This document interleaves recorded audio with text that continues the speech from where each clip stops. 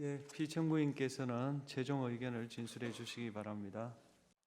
존경하는 재판관 여러분, 그리고 사랑하는 국민 여러분, 작년 12월 3일 비상계엄을 선포한 후 84일이 지났습니다. 제 삶에서 가장 힘든 날들이었지만 감사와 성찰의 시간이기도 했습니다. 저 자신을 돌아보면서 그동안 국민들께 과분한 사랑을 받아왔다는 생각이 들었습니다. 감사한 마음이 들면서도 국민께서 일하라고 맡겨주신 시간에 제 일을 하지 못하고 있는 현실이 송구스럽고 가슴 아팠습니다. 한편으로 많은 국민들께서 여전히 믿어주고 계신 모습에 무거운 책임감도 느꼈습니다. 국민 여러분께 죄송하고 감사하다는 말씀 먼저 드리고 싶습니다. 제가 비상계엄을 선포하고 몇 시간 후 해제했을 때 많은 분들께서 이해를 못하셨습니다. 지금도 어리둥절해 하시는 분들이 있을 겁니다. 계엄이라는 단어에서 연상되는 과거의 부정적 기억도 있을 것입니다. 거대 야당과 내란 공작 세력들은 이런 트라우마를 악용하여 국민을 선동하고 있습니다.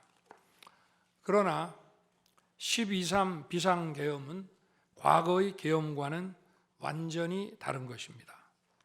무력으로 국민을 억압하는 계엄이 아니라 계엄의 형식을 빌린 대국민 호소입니다.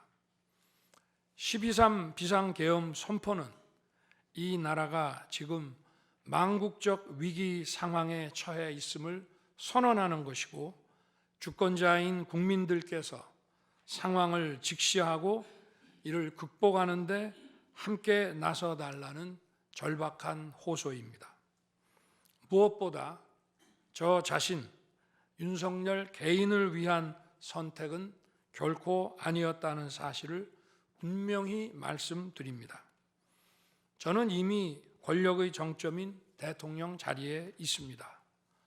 대통령에게 가장 편하고 쉬운 길은 힘든 일을 굳이 벌이지 않고 사회 여러 세력과 잘 타협하고 모든 사람들에게 듣기 좋은 말을 하면서 임기 5년을 안온하게 보내는 것입니다. 일하겠다는 욕심을 버리면 치열하게 싸울 일도 없고 어려운 선택을 할 일도 없어집니다. 저 개인의 삶만 생각한다면 정치적 반대 세력의 거센 공격을 받을 수 있는 이런 비상계엄을 선택할 이유가 전혀 없습니다. 저는 비상계엄을 결심했을 때 제게 많은 어려움이 닥칠 것을 당연히 예감했습니다. 거대 야당은 제가 독재를 하고 집권 연장을 위해 비상계엄을 했다고 주장합니다. 내란죄를 씌우려는 공작 프레임입니다. 정말 그런 생각이었다면 고작 280명의 실무장도 하지 않은 병력만 투입하도록 했겠습니까? 주말이 아닌 평일에 계엄 선포를 하고 계엄을 선포한 후에 병력을 이동시키도록 했겠습니까? 심판정 증거조사에서 드러난 사실에 의하면 그나마 계엄 해제 요구 결의 이전에 국회에 들어간 병력은 106명에 불과하고 본관에 들어간 병력은 15명입니다. 15명이 유리창을 깨고 들어간 이유도 자신들의 근무 위치가 본관인데 입구를 시민들이 막고 있어서 충돌을 피하기 위해 불 꺼진 창문을 찾아 들어간 것입니다. 또한 국회의 해제 요구 결의가 이루어진 이후에 즉시 모든 병력을 철수했습니다. 투입된 군의 병력이 워낙 소수이다 보니 국회 외곽 경비와 질서 유지는 경찰에 요청했습니다. 경찰은 인근 전작년 집회 대응 경력 300명을 국회 외곽에 보냈습니다. 부상당한 군인들은 있었지만 일반 시민들은 단 한 명의 피해도 없었습니다. 처음부터 저는 국방장관에게 이번 비상계엄의 목적이 대국민 호소용임을 분명히 밝혔습니다. 또한 국회의 계엄 해제 요구가 신속히 뒤따를 것이므로 계엄 상태가 오래가지 않을 것이라고 했습니다. 하지만 그런 내용을 사전에 군 지휘관들에게 그대로 알릴 수는 없었습니다. 그래서 최소한의 병력을 실무장하지 않은 상태로 투입함으로써 군의 임무를 경비와 질서 유지로 확실하게 제한한 것입니다. 많은 병력이 무장 상태로 투입되면 아무리 조심하고 자제하라고 해도 군중과 충돌하기 쉽습니다. 그런 일이 발생하지 않도록 원천 차단한 것이고 실제 결과도 예상대로였습니다.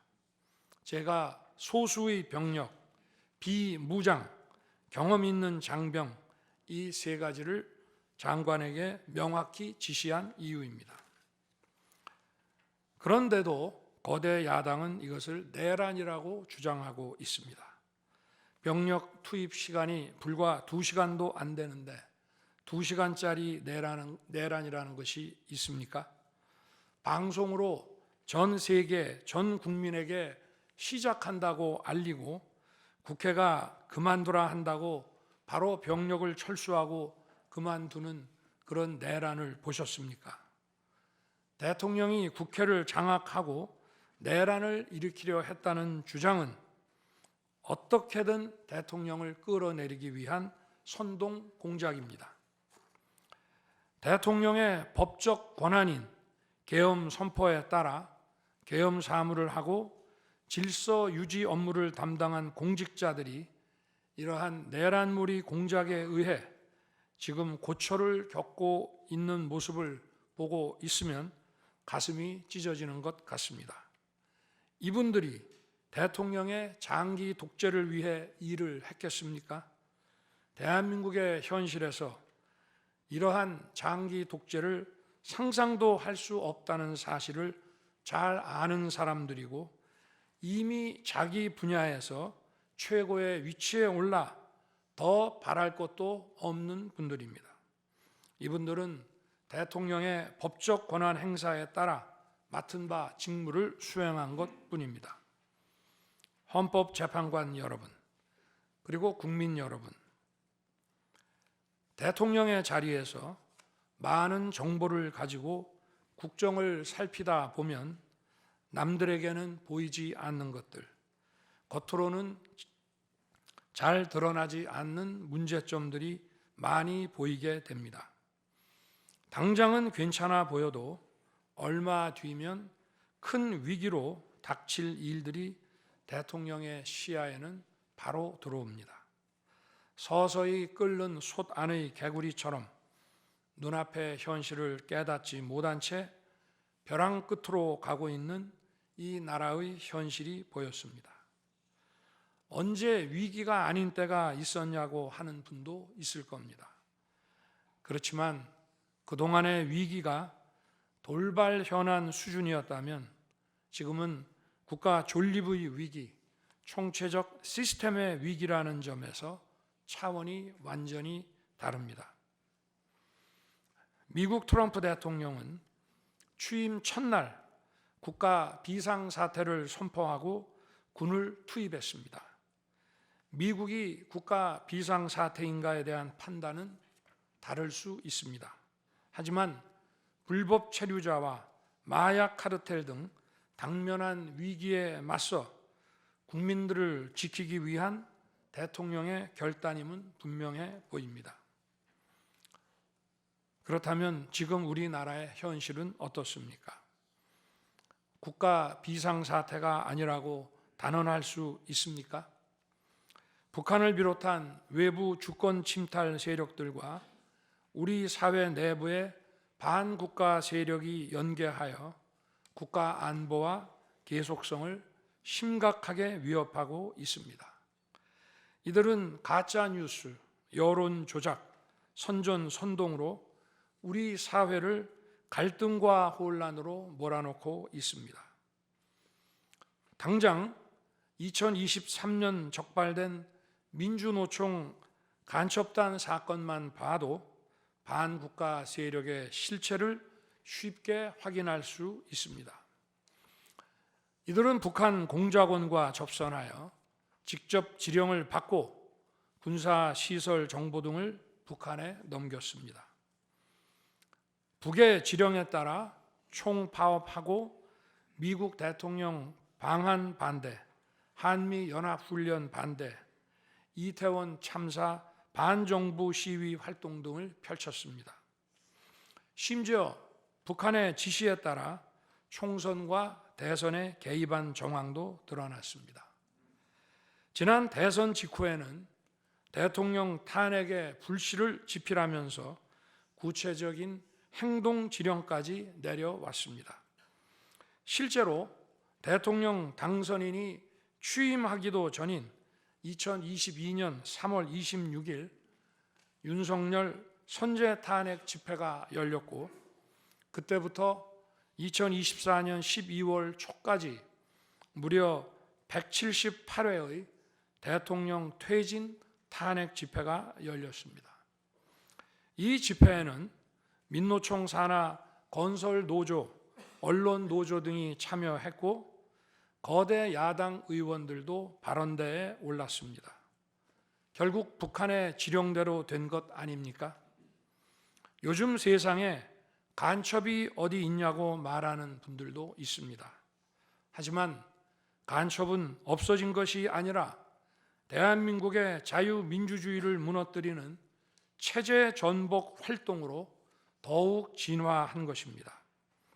그런데 이러한 간첩 활동을 막는 우리 사회의 방어막은 오히려 약해지고 곳곳에 구멍이 난 상태입니다. 지난 민주당 정권의 입법 강행으로 2024년 1월부터 국정원의 대공수사권이 박탈됐습니다. 간첩단 사건은 노하우가 축적된 기관에서 장기간 치밀하게 수사를 해야 합니다. 그런데 제대로 준비할 시간도 없이 전문성과 경험이 부족한 경찰에 대공수사권이 넘어가 버렸습니다. 간첩이 활개치는 환경이 만들어진 것입니다. 게다가 애써 잡아도 재판이 장기간 방치되는 상황까지 발생하고 있습니다. 현재 재판이 진행 중인 간첩 사건이 민노총 간첩단, 창원 간첩단, 청주 간첩단, 제주 간첩단 등 4건이나 됩니다. 그런데 청주 간첩단 사건은 1심 판결까지 29개월이 넘게 걸렸고, 민노총 간첩단 사건도 1심 판결에 1년 6개월이 걸렸습니다. 이들은 구속기간 만료 후 석방되어 1심 판결로 법정 구속이 될 때까지 버젓이 활보하고 다녔습니다. 현재 창원 간첩단 사건은 2년 가까이 재판이 중단되어 있고, 제주 간첩단 사건도 1년 10개월째 재판이 파행 중입니다. 모두 석방된 상태입니다. 간첩을 잡지도 못하고 잡아도 제대로 처벌도 못하는데 이런 상황이 과연 정상입니까?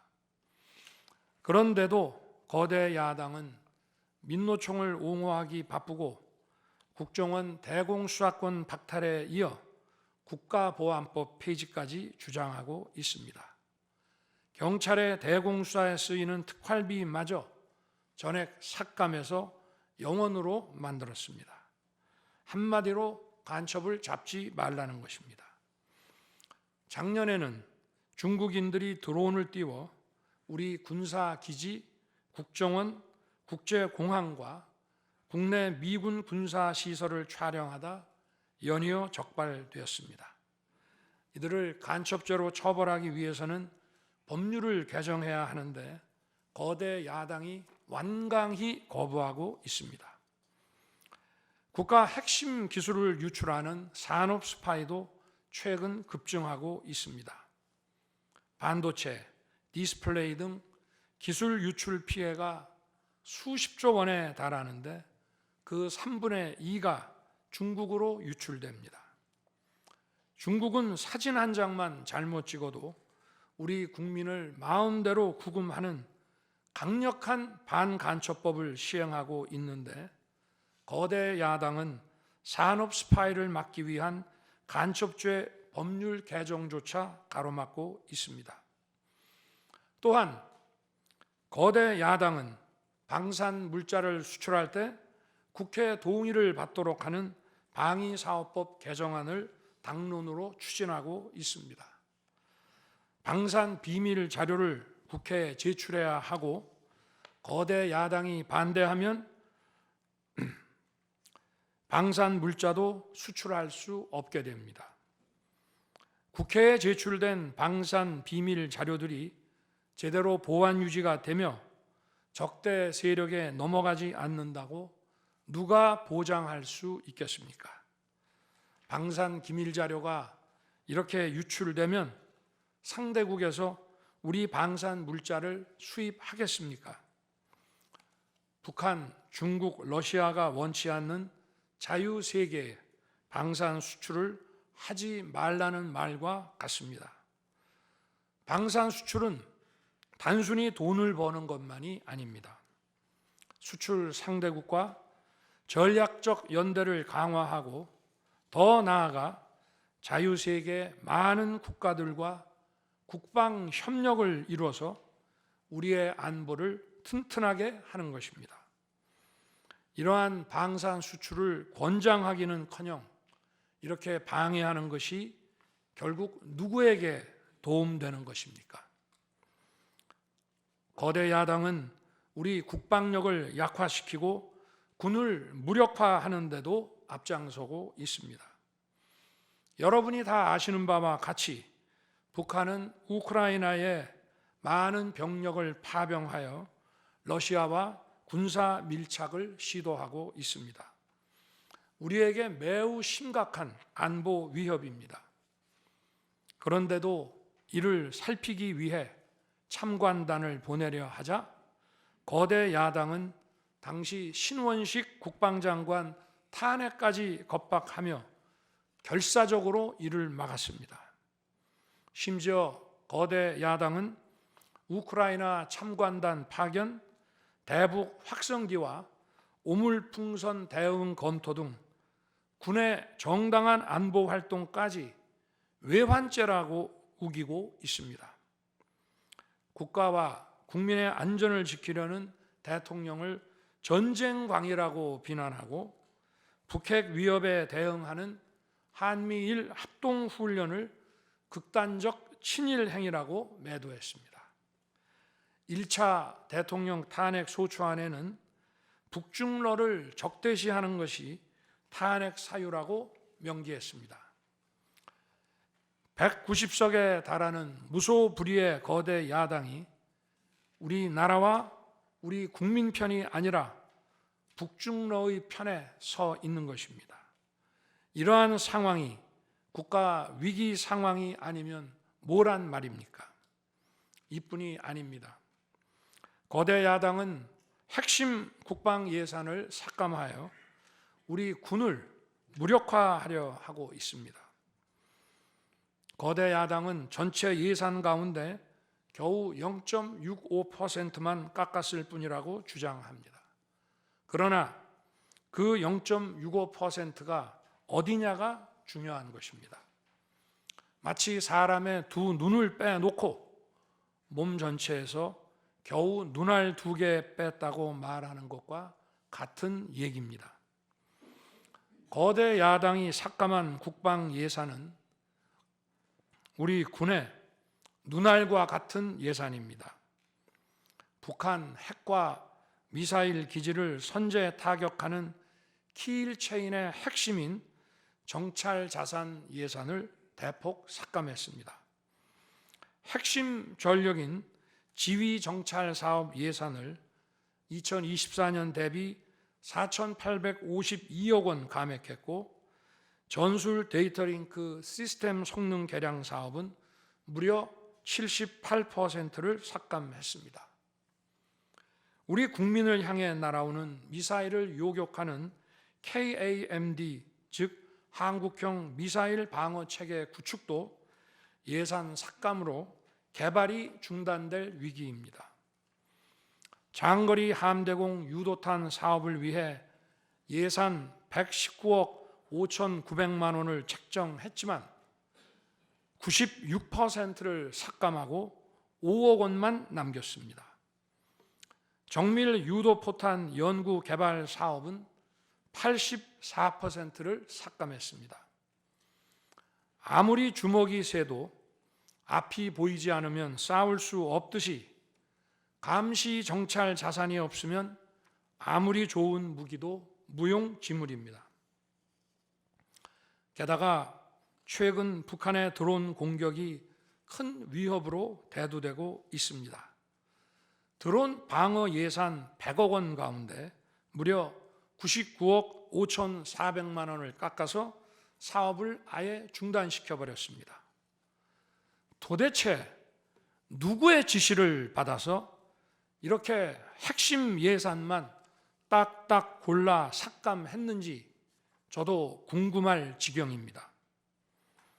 게다가 지난 민주당 정권은 국군 방첩사령부의 수사 요원을 2분의 1가량 대폭 감축하여 군과 방산에 대한 정보 활동과 방첩 활동에 심각한 타격을 주었습니다.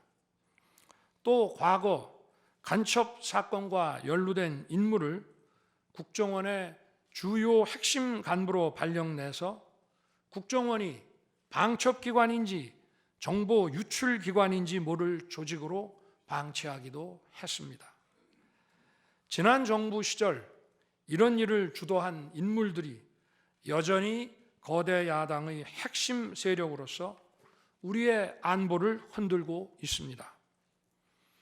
우리 정부 들어 국가정보원이 국가안보의 중추기관으로 거듭날 수 있도록 노력하였고 국군 방첩사의 역량 보강을 위해 힘썼습니다마는 아직 문제의 뿌리를 제대로 다 드러내지 못했습니다. 부수고 깨뜨리기는 쉬워도 세우고 만들기는 어렵고 시간이 많이 걸리기 때문입니다.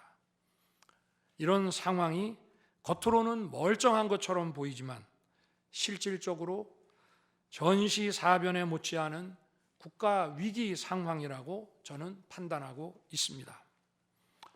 거대 야당은 야당에 대한 대통령의 인식을 탓하기 전에 공당으로서 국가에 대한 책임 있는 자세와 신뢰를 보여주는 게 우선이라고 저는 생각합니다. 저는 자유민주주의 헌법 원칙, 국가 안보, 핵심 국익 수호만 함께 한다면 어떤 정치 세력과도 기꺼이 대화하고 타협할 자세가 돼 있는 사람입니다. 나라와 국민을 위한 길에 좌파 우파가 어디 있겠습니까? 하지만 자유를 부정하는 공산주의, 공산당 일당 독재, 유물론에 입각한 전체주의가 다양한 속임수로 우리 대한민국에 스며드는 것은 막아야 합니다. 이런 세력과 타협하고 흥정해서는 안 된다고 생각합니다. 우리가 가치를 공유하지 않는 나라와도 교역도 할 수 있고 국제 협력, 상호 이익을 추구할 수도 있습니다. 하지만 우리 정치 체제에 영향을 미치고 스며드는 것은 막아야 합니다. 그것이 국방 안보만큼 중요한 정치 안보입니다. 바로 우리의 자유민주주의를 지키는 길입니다. 자유민주주의 국가의 공당이라면 이런 세력을 옹호하고 이런 세력과 손잡는 일은 절대 해서는 안 되는 것입니다. 재판관 여러분, 그리고 국민 여러분, 거대 야당은 제가 취임하기도 전부터 대통령 선제 탄핵을 주장했고 줄탄핵, 입법 폭주, 예산 폭거로 정부의 기능을 마비시켜 왔습니다. 거대 야당은 이러한 폭주까지도 국회의 정당한 권한 행사라고 강변합니다. 그러나 국회의 헌법적 권한은 국민을 위해 쓰라고 부여된 것입니다. 자신들의 정치적 목적을 위해 정부 기능을 마비시키는데 그 권한을 악용한다면 이는 헌정 질서를 붕괴시키는 국헌문란의 다름 아닙니다. 또한 거대 야당은 제가 비상계엄으로 국회의 권능을 마비시키려 했다며 내란몰이를 계속하고 있습니다. 하지만 거대 야당은 제가 대통령에 취임한 이후, 아니 취임하기도 전부터 지금까지 지속적으로 끈질기게 정부의 권능을 마비시켜 왔습니다. 마치 정부를 마비시키는 것이 유일한 목표인 것처럼 국회의 권한을 마구마구 휘둘러 왔습니다.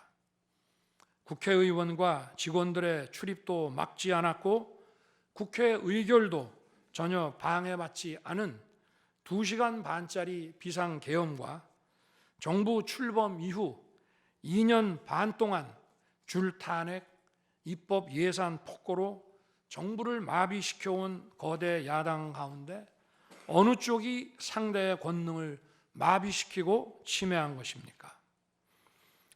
거대 야당은 국무위원들은 물론이고 방통위원장, 검사, 감사원장에 이르기까지 탄핵하고 또 탄핵했습니다. 탄핵 사유가 되는지 여부는 전혀 중요하지 않았습니다. 심지어 거대 야당 대표를 노려봤다고 장관을 탄핵하기도 했습니다. 일단 탄핵해서 직무를 정지시켜 놓고 정작 헌재 탄핵 심판에서는 탄핵 사유를 마음대로 변경하는 황당한 일도 반복해 왔습니다. 얼마 전 중앙지검장 등 검사들에 대한 탄핵 심판을 재판관 여러분께서 직접 진행하시지 않았습니까? 기자회견장에서 거짓말을 했다는데 실제로는 그 기자회견장에 나오지도 않았고 국정감사에서 허위 증언을 했다는데 정작 국정감사에 출석하지도 않았습니다.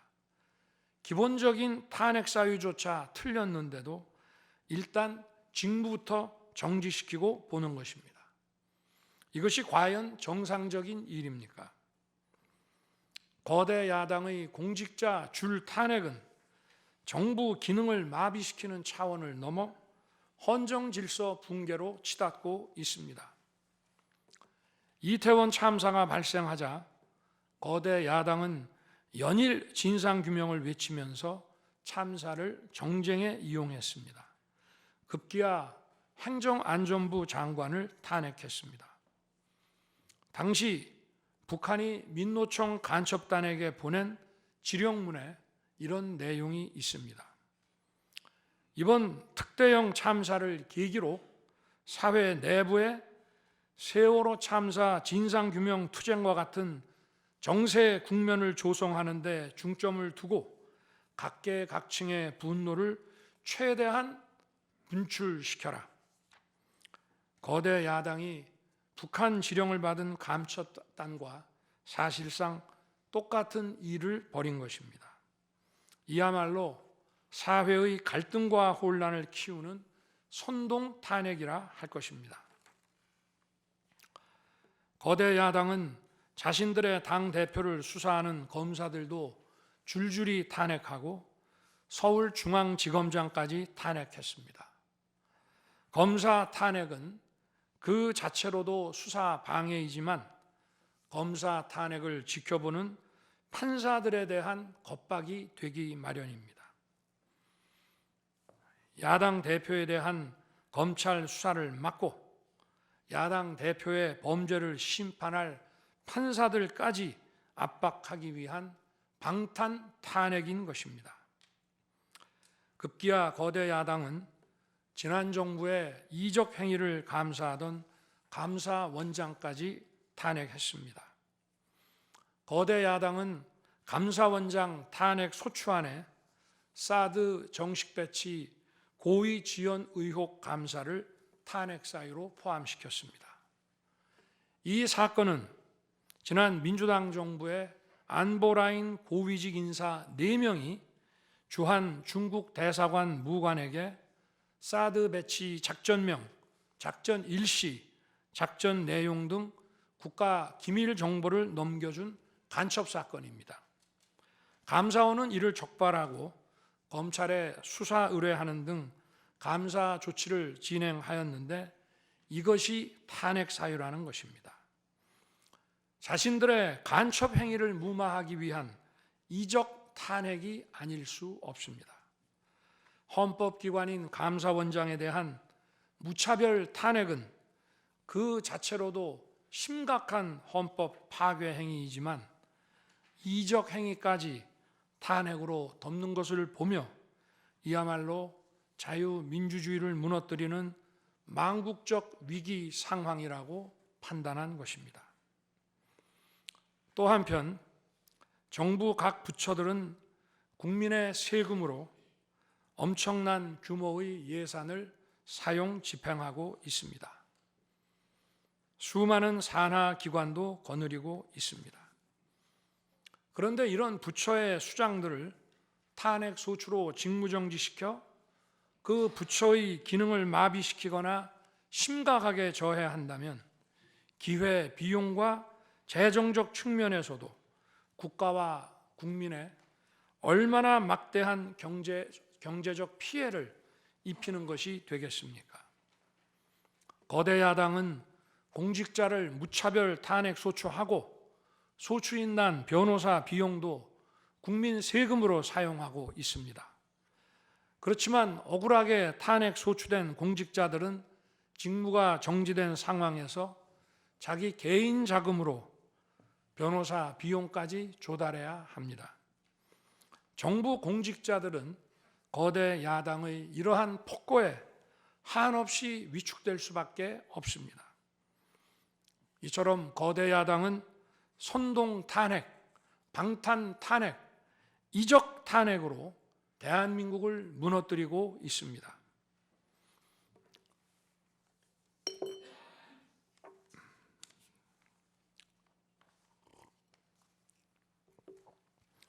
우리나라 선거 가운데 대통령 선거가 기간도 가장 길고 국민적 관심도 가장 큽니다. 그만큼 직선 대통령의 민주적 정당성은 다른 선출직 공직자에 비해 그 무게가 다릅니다. 과거 우리나라 민주화 운동은 한마디로 대통령 직선제 확보였다고 해도 과언이 아닙니다. 그런데 거대 야당은 대선이 끝나자마자 동조 세력과 연대하여 아직 취임도 하지 않은 대통령 당선인을 상대로 선제 탄핵과 퇴진 운동을 벌이기 시작했고 지난 2년 반 동안 오로지 대통령 끌어내리기를 목표로 정부 공직자 줄탄핵 그리고 입법과 예산 폭거를 계속해 왔습니다. 헌법이 정한 정당한 견제와 균형이 아니라 민주적 정당성의 상징인 직선 대통령 끌어내리기 공작을 그야말로 쉼없이 해온 것입니다. 이것이 국헌문란이 아니면 도대체 어떤 것이 국헌문란 행위이겠습니까? 뿐만 아니라 거대 야당의 이런 지속적 국헌문란 행위는 국가 정체성과 대외 관계에 있어서 자유민주주의 헌법 정신과 동떨어진 인식에 기반하고 있다고 저는 생각합니다. 따라서 직선 대통령을 끌어내리기 위한 줄탄핵, 입법 예산 폭권은 어느 면으로 보나 자유민주주의 헌정질서 파괴 목표로 하고 있다고 하겠습니다. 흔히들 대통령 중심제 권력 구조를 가지고 제왕적 대통령제라고 합니다. 그러나 지금 우리나라는 제왕적 대통령이 아니라 제왕적 거대 야당의 시대입니다. 그리고 제왕적 거대 야당의 폭주가, 그 독재가 대한민국의 존립 위기를 불러오고 있습니다. 계엄 이후 벌어진 일들만 보아도 모두 잘 알 수 있지 않겠습니까? 제가 정말 제왕적 대통령이라면 공수처, 경찰, 검찰이 앞다퉈서 저를 수사하겠다고 나서고 내란죄 수사권도 없는 공수처가 영장 쇼핑, 공문서 위조까지 해가면서 저를 체포할 수 있겠습니까? 저 역시도 수사 업무에 26년간 종사한 사람이지만 이렇게 여러 수사 기관들이 무차별적으로 한 사건에 달려드는 꼴은 본 적이 없습니다. 비상계엄에 투입된 군 병력이 총 570명에 불과한데 불법적으로 대통령 한 사람 체포하겠다고 대통령 관저에 3, 4천 명이 넘는 경찰력을 동원했습니다. 대통령과 거대 야당 가운데 어느 쪽이 제왕적 권력을 휘두르며 이 나라의 헌정 질서를 무너뜨리고 있습니까? 제가 비상계엄을 결단한 이유는 이 나라의 절체절명의 위기를 더 이상 방치할 수 없다는 절박함, 그것이었습니다. 저는 주권자인 국민들께 이러한 거대 야당의 반국가적 패악을 알리고 국민들께서 매서운 감시와 비판으로 이를 제발 멈춰달라고 호소하고자 했습니다. 국정마비와 자유민주주의 붕괴를 막고 국가 기능을 정상화하기 위해 절박한 심정으로 계엄을 선포한 것입니다. 12.3 비상계엄의 선포는 국가가 위기 상황과 비상사태에 처해 있음을 선언한 것입니다. 국민을 억압하고 기본권을 제한하려는 것이 아니라 주권자인 국민께서 비상사태 극복에 직접 나 주십사 하는 간절한 호소입니다. 그런데 거대 야당은 제가 국회의 요구에 따라 계엄을 해제한 그날부터 탄핵 시동을 걸었습니다. 하지만 비상계엄은 범죄가 아니고 국가 위기를 극복하기 위한 대통령의 합법적 권한 행사입니다. 저는 긴급 국무회의를 거쳐 방송을 통해 비상계엄을 선포했고 그 과정에서 거대 야당의 국회 독재가 망국적 위기를 초래하였다고 했기 때문에 많은 사람들이 국회로 몰려들 것이었고 계엄 상황에서 질서 유지를 위해 국회에 최소한의 병력을 투입했으며 국회가 해제 요구 결의를 하자 즉각 병력을 철수하고 국무회의를 소집해서 계엄을 해제했습니다. 다 알고 계시다시피 2023년 중앙선관위를 포함한 국가기관들이 북한에 의해 심각한 해킹을 당했습니다. 중앙선관위는 이 같은 사실을 국가정보원으로부터 통보받고도 다른 국가기관과 달리 점검에 제대로 응하지 않았습니다.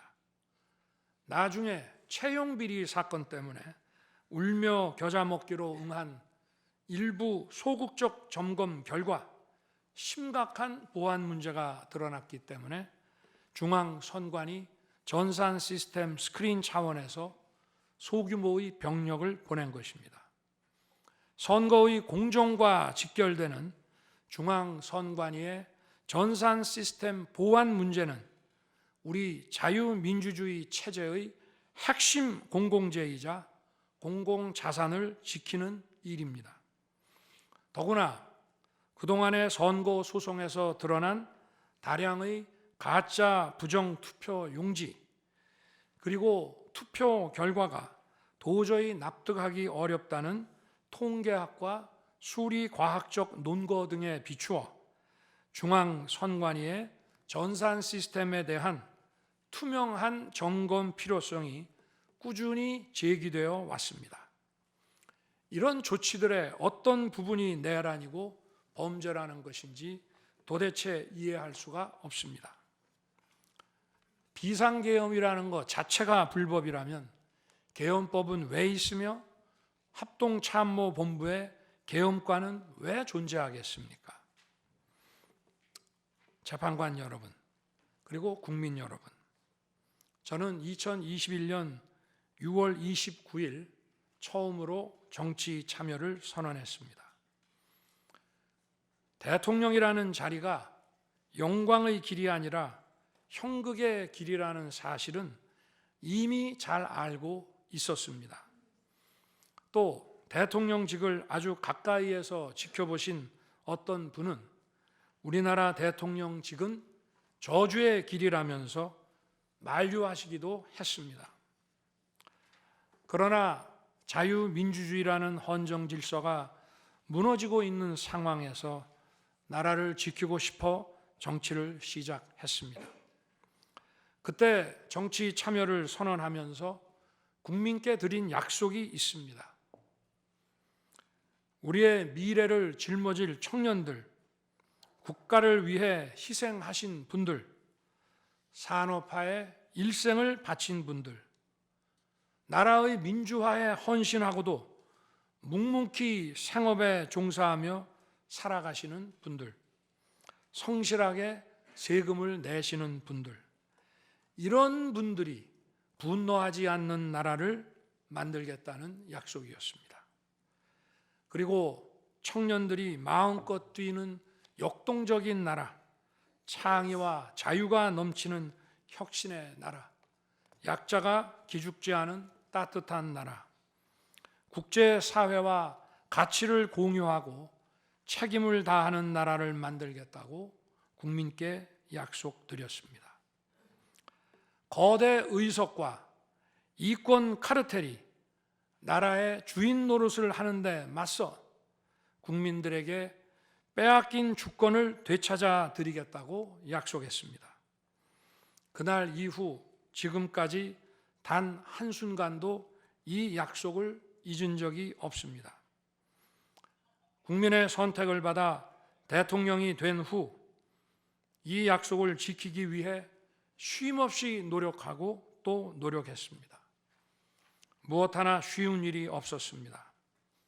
글로벌 복합 위기로 인한 대외 환경의 어려움이 계속됐습니다.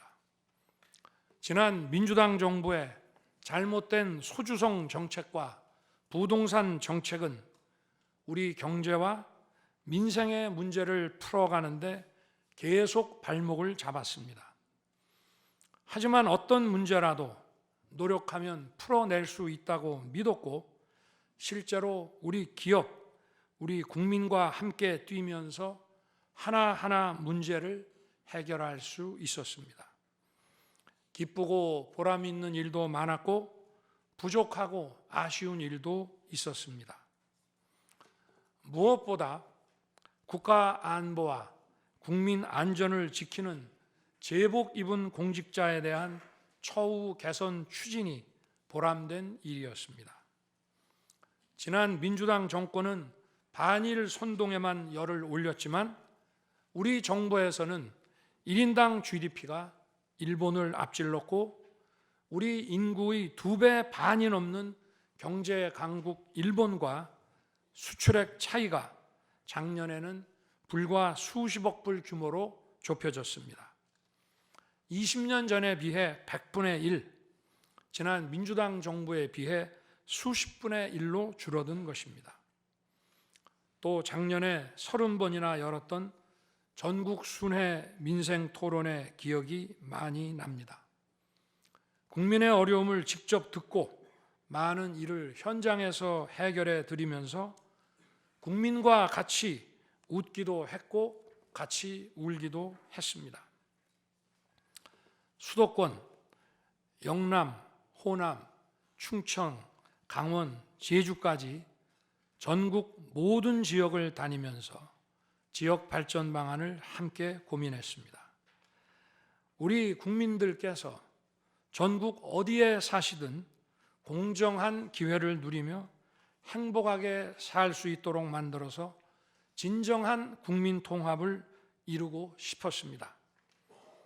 다시 그렇게 일할 기회가 있을까 마음이 아립니다. 1박 4일의 살인적 일정으로 미국에 가서 한미일 캠프 데이비드 선언을 발표했을 때는 보람이 컸고 정말 마음이 든든했습니다. 방산 수출에 물꼬를 트고 팀 코리아가 체코 원전 건설 사업의 우선 협상 대상자로 선정됐을 때에는 어린아이같이 기뻤습니다. 아쉬웠던 순간도 떠오릅니다. 기업과 국민들에게 꼭 필요한 법안들은 하염없이 뒤로 밀어놓고 거부권을 행사할 수밖에 없는 위헌적 법안, 핵심 국익에 반하는 법안들이 야당 단독으로 국회에서 일사천리 통과될 때에는 답답했습니다. 국방, 치안, 민생을 위해 꼭 필요한 아킬레스건 예산들이 삭감됐을 때에는 막막했습니다. 지금 저는 잠시 멈춰서 있지만 많은 국민들, 특히 우리 청년들이 지금 대한민국이 처한 상황을 직시하고 스스로 주권을 되찾고 나라를 지키기 위해 나서고 있습니다. 비상계엄의 목적이 망국적 위기 상황을 알리고 헌법 제정 권력인 주권자들께서 나서 주시기를 호소하는 것이었는데 이것만으로도 비상계엄의 목적이 상당 부분 이루어졌다고 생각하게 됩니다. 저의 진심을 이해해 주시는 우리 국민과 청년들에게 진심으로 감사 말씀을 드리고 싶습니다. 제가 직무에 복귀하게 되면 나중에 또다시 계엄을 선포할 것이라는 터무니없는 얘기도 있습니다. 계엄의 형식을 빌린 대국민 호소로 이미 많은 국민과 청년들께서 나라의 상황을 직시하고 나라 지키기에 나서고 계신데 그런 일을 또 할 이유가 있겠습니까? 결코 그런 일은 없을 것입니다.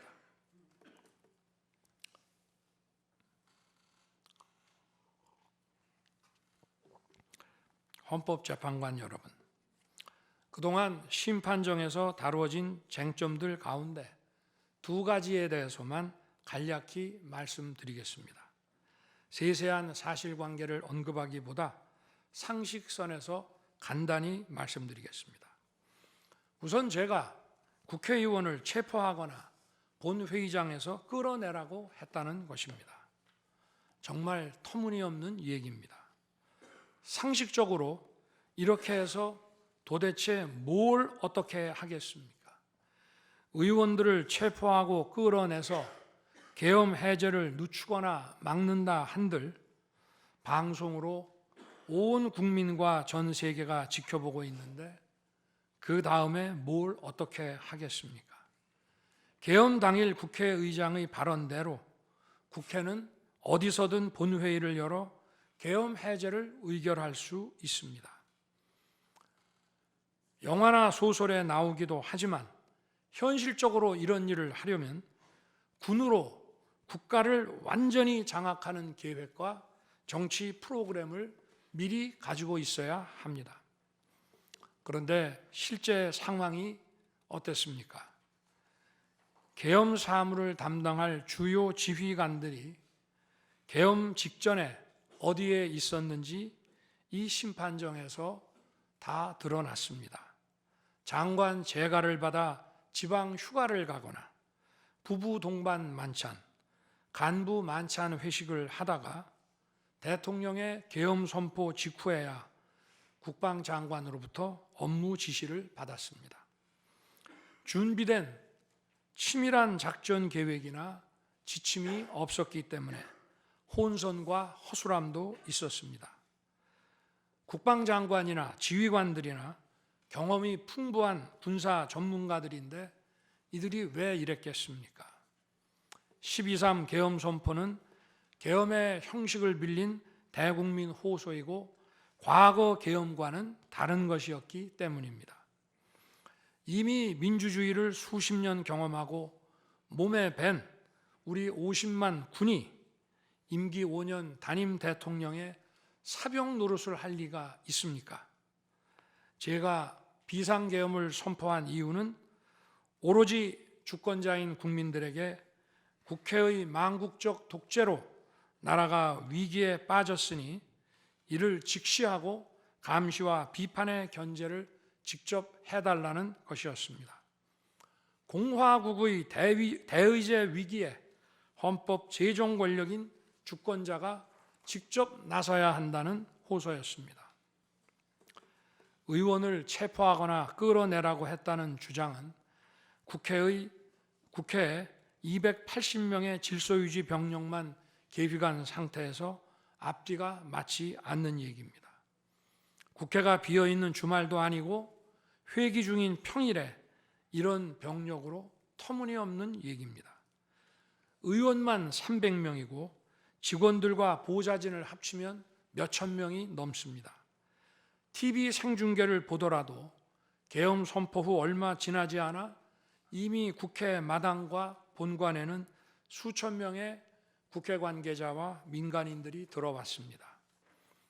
실제로 계엄 선포 후 1시간 30분이 지나서야 질서유지 군 병력이 도착했고 경내에 진입한 병력이 106명, 그 중에서 본관에 들어간 병력이 겨우 15명인데 이런 극소수 병력을 가지고 국회의원을 체포하고 끌어낸다는 것이 말이 되겠습니까? 게다가 의결 정족수가 차지 않았으니 본회의장에 들어가서 의원들을 끌어내라고 했다는데 의결 정족수가 차지 않았으면 더 못 들어가게 막아야지 끌어낸다는 것도 상식에 맞지 않는 얘기입니다. 본관에 진입한 군인들은 본회의장이 어디에 있는지도 몰랐다고 합니다. 무엇 하나 말이 되지 않습니다. 단 한 사람도 끌려 나오거나 체포된 일이 없었으며 군인이 민간인들에게 폭행당한 일은 있어도 민간인을 폭행하거나 위해를 가한 일은 한 건도 없었습니다. 실제로 일어나지도 않았고 일어날 수도 없는 불가능한 일에 대해 이런 주장을 하는 것은 지난번에도 말씀드렸지만 그야말로 호수 위에 비친 달빛을 건져내려는 것과 같은 허황된 것입니다. 거대 야당은 대통령의 헌법상 권한에 기해 선포된 계엄을 불법 내란으로 둔갑시켜 탄핵 소추를 성공시켰습니다. 그리고는 헌재 심판에서는 탄핵 사유에서 내란을 삭제했습니다. 그야말로 초유의 사기 탄핵이 아닐 수 없습니다. 내란이냐 아니냐는 긴 시간의 복잡한 심리를 통해 가려지는 게 아닙니다. 내란이냐 아니냐는 판례에서 보듯이 실제 일어난 일과 진행된 과정에서 드러난 결과로 누구나 쉽게 바로 알 수 있어야 내란이 되는 것입니다. 거대 야당과 소추단이 헌재 심판 대상에서 내란을 삭제한 이유는 심판의 심리 시간을 단축시키려는 것이 아니라 내란의 실체가 없기 때문입니다. 더구나 12.3 계엄은 발령부터 해제까지 역사상 가장 빨리 종결된 계엄입니다. 그러다 보니 계엄 사령부 조직도 구성되지 못했고 예하 수사본부 조직도 전혀 만들어지지 못한 채 그냥 계엄이 종료됐습니다. 비상계엄 국무회의에 대해 간단히 말씀드리겠습니다. 계엄 당일 국무회의는 국무회의로 보기 어렵다는 주장이 있습니다. 그런데 국무회의를 할 것이 아니었다면 도대체 12월 3일 밤에 국무위원들이 대통령실에 온 이유를 오히려 제가 묻고 싶습니다. 국무회의가 아니라 간담회 정도였다는 주장도 있습니다만 그날이 간담회를 할 상황은 아닙니다.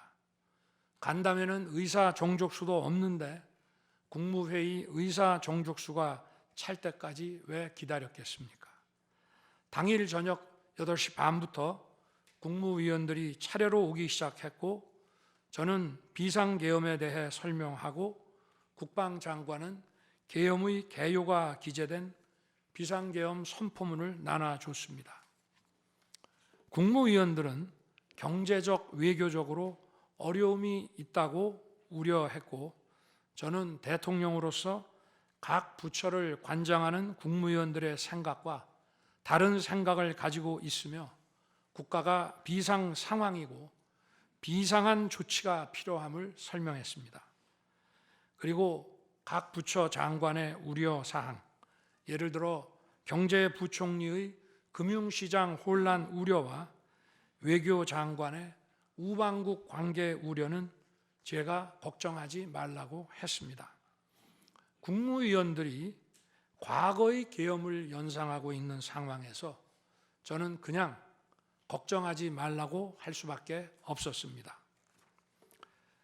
의사 정족수 충족 이후 국무회의 시간은 5분이었지만 그 이전에 충분히 논의를 한 것입니다. 다음 날 새벽 해제 국무회의는 소요 시간이 단 1분이었습니다. 실제 정례 주례 국무회의 경우에도 모두와 마무리 발언 등을 하고 많은 안건을 다루기 때문에 1시간가량 걸리지만 개별 안건의 심의 시간은 극히 짧습니다. 또한 비상계엄을 위한 국무회의를 정례 주례 국무회의처럼 하기는 어렵습니다.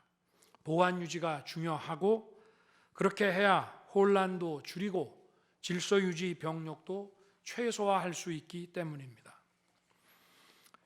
이상민 전 행안부 장관은 지난 심판정에서 그동안 국무회의를 100여 차례 참석했지만 이번 국무회의처럼 실질적으로 열띤 토론이나 의사 전달이 있었던 것은 처음이라고 했습니다. 국무회의 배석을 위해 비서실장과 안보실장도 통상처럼 대통령실로 나오도록 했고 국가 안보의 문제이기도 해서 국정원장도 참석시켰습니다. 1993년 8월 13일 김영삼 대통령께서 긴급 재정경제 명령으로 금융실명제를 발표했을 때도 국무위원들은 소집 직전까지 발표한다는 사실 자체를 몰랐고 국무회의록도 사후에 작성됐습니다. 그때 상황은 이인재 당시 노동부 장관께서 이미 공개적으로 설명한 바 있습니다. 그러나 아무도 이를 두고 국무회의가 없었다고 하지 않았고 당시 헌법재판소는 긴급명령 발동을 모두 합헌이라고 결정했습니다. 그 밖에 여러 쟁점들에 대해서는 변호인단의 변론으로 가름하겠습니다. 재판관 여러분, 그리고 국민 여러분, 저는 언젠가 해야 하고 누군가 해야 하는 일이라면 지금 제가 하겠다는 마음으로 대통령직을 수행해 왔습니다. 그래서 임기 전반부 동안 역대 정부들이 표를 잃을까 봐 하지 못했던 교육, 노동, 연금의 3대 개혁을 중심으로 국정개혁 과제를 과감하게 추진했습니다. 30년 동안 지지부진했던 유보 통합의 첫걸음을 떼었고 늘봄 학교와 융복합 고등교육, 그리고 지역 산업과의 연계 강화를 위한 과감한 권한 이전 등 교육개혁의 기틀을 마련했습니다. 노사 법치의 틀을 새롭게 세우고 4차 산업혁명 시대에 적응하기 위한 노동 유연화와 노동 보호의 개혁 물꼬도 텄습니다. 국가적 난제였던 연금 개혁도 역대 정부 최초로 방대한 수리 분석과 신층 여론조사를 진행하였고 수용성이 높은 방안을 만들어 국회에 제출했습니다. 대통령 임기 초반에는 국민과 유권자에게 선거 때 약속한 공약과 국정과제의 실천, 또 민생에 영향이 큰 사회개혁의 추진이 우선이기 때문에 이러한 스케줄에 맞춰 일해 온 것입니다. 어느 정권이나 임기 초기에는 선거 공약과 국정과제 이행이 우선이므로 정치개혁에는 신경 쓸 여력이 없습니다. 그러다가 전직 대통령들의 5년 임기가 금방 다 지나갔고 변화된 시대에 맞지 않는 87 체제가 여전히 유지되고 있습니다. 정치가 국민을 불편하게 만들고 나라의 발전을 가로막고 있습니다. 또 국가의 미래를 결정하는 일에 미래의 주역인 청년들이 참여할 수 있도록 정치와 행정의 문턱이 더 낮춰져야 합니다. 제가 직무에 복귀하게 된다면 먼저 87 체제를 우리 몸에 맞추고 미래 세대에게 제대로 된 나라를 물려주기 위한 개헌과 정치개혁의 추진에 후반부를 집중하려고 합니다. 저는 이미 대통령직을 시작할 때부터 임기 중반 이후에는 개헌과 선거제 등 정치 개혁을 추진하겠다는 계획을 가지고 있었습니다. 현직 대통령의 희생과 결단 없이는 개헌과 정치 개혁을 할 수 없습니다. 그래서 내가 이것을 해내자고 생각했던 것입니다. 저는 여러 전직 대통령들이 후보 시절 공약하고도 이행하지 못한 청와대 국민 반환도 당선 직후 즉시 추진하고 이행한 바 있습니다. 자녀 임기에 연연해하지 않고 개헌과 정치 개혁을 마지막 사명으로 생각하여 87 체제 개선에 최선을 다하고 싶습니다. 개헌과 정치 개혁 과정에서 국민 통합을 이루는 데도 노력을 다할 것입니다. 결국 국민 통합은 헌법과 헌법 가치를 통해 이루어지는 만큼 개헌과 정치 개혁이 올바르게 추진된다면 그 과정에서 갈라지고 분열된 국민들이 통합될 것이라고 믿습니다. 그렇게 되면 현행 헌법상 자녀 임기에 연연해야 할 이유가 없고 오히려 제게는 크나큰 영광이라고 생각합니다. 그리고 국정 업무에 대해서는 급변하는 국제 정세와 글로벌 복합 위기 상황을 감안하여 대통령은 대외 관계에 치중하고 국내 문제는 총리에게 대폭 위임할 생각입니다. 우리 경제는 다른 어느 나라보다 대외 의존도가 높습니다. 특히 미 트럼프 행정부 출범 이후 국제 질서의 급변과 글로벌 경제 안보의 불확실성에 크게 영향을 받을 수밖에 없습니다. 지금 우리가 국가 노선을 어떻게 선택하느냐에 따라 이 위기가 기회가 될 수도 있고 돌이킬 수 없는 재앙을 맞을 수도 있습니다. 글로벌 중추 외교 기조로 역대 가장 강력한 한미 동맹을 구축하고 한미일 협력을 이끌어낸 경험으로 대외 관계에서 국익을 지키는 일에 매진하고 싶습니다. 임기 전반기에도 지방시다위원회와 국민통합위원회를 통해 지역별, 세대별 계층별 통합을 위해 노력해 왔지만 앞으로도 국민을 하나로 묶고 국가 전체의 시너지를 올리는 국민 통합에 더욱 노력할 것입니다. 존경하는 헌법재판관 여러분, 먼저 촉박한 일정의 탄핵 심판이었지만 충실한 심리에 애써주신 재판관님들께 깊이 감사드립니다. 이번 심리는 내란 탄핵으로 소추한 후 심판 대상에서 내란을 삭제한 소추단 측이 제시한 쟁점 위주로 이루어지게 됐습니다. 그러다 보니 제가 12.3 비상계엄을 선포한 이유와 그 불가피성에 대해서는 충분히 설명드릴 기회가 부족했다고 생각합니다. 서면으로 성실하게 관련 자료를 제출하였으니 대통령으로서 고뇌의 결단을 한 이유를 깊이 생각해 주시기 바랍니다. 또 많은 국가 기밀 정보를 다루는 대통령으로서 재판관님들께 모두 설명드릴 수 없는 부분에까지 재판관님들의 지혜와 해안이 미칠 것이라 믿습니다. 다시 한번 재판관님들의 노고에 감사드립니다. 그리고 사랑하는 대한민국 국민 여러분, 국가와 국민을 위한 계엄이었지만 그 과정에서 소중한 국민 여러분께 혼란과 불편을 끼쳐드린 점 진심으로 죄송스럽게 생각합니다. 저의 구속 과정에서 벌어진 일들로 어려운 상황에 처한 청년들도 있습니다. 옳고 그름에 앞서서 너무나 마음이 아프고 미안합니다. 정말 미안한 생각을 가지고 있습니다. 저는 대통령에 출마할 때 나라를 위해 목숨을 바치겠다고 결심했습니다. 지난 12.3 계엄과 탄핵소추 이후 엄동설안에 저를 지키겠다고 거리로 나선 국민들을 보았습니다. 저를 비판하고 질책하는 국민들의 목소리도 들었습니다. 서로 다른 주장을 하고 있지만 모두 대한민국을 사랑하는 마음이라고 생각합니다.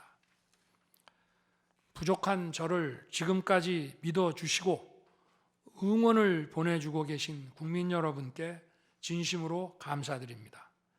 저의 잘못을 꾸짖는 국민의 질책도 가슴에 깊이 새기겠습니다. 그리고 이 모든 과정이 새로운 대한민국으로 도약하는 디딤돌이 될 수 있도록 최선을 다하겠습니다. 감사합니다.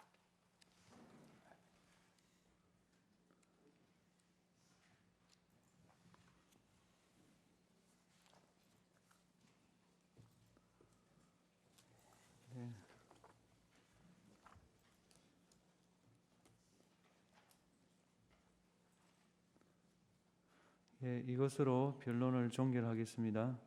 변론 절차가 원만히 종결되도록 협력해 주신 청구인 소추위원과 피청구인 본인께 감사드립니다.